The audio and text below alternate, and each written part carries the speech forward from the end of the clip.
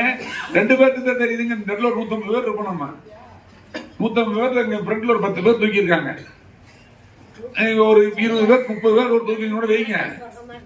ஆனா அதாவது ரத்த அழுத்தமோ சர்க்கரை சத்தோ உடலில் வந்து விடுமாயின் அதற்கு பிறகு தொடர்ந்து 3 மாதத்துக்கு ஒரு முறை மருத்துவரை சந்திக்க வேண்டும் என்பதும், மருத்துவருடைய ஆலோசனைப்படி மருந்துகள் தொடர்ந்து மருந்துகளை நீங்கள் எடுத்துக்கொள்ள வேண்டும் என்பதும் முதல்ல கிராமத்தில் இருக்கிற எல்லாரும் தெரிஞ்சுக்கணும்.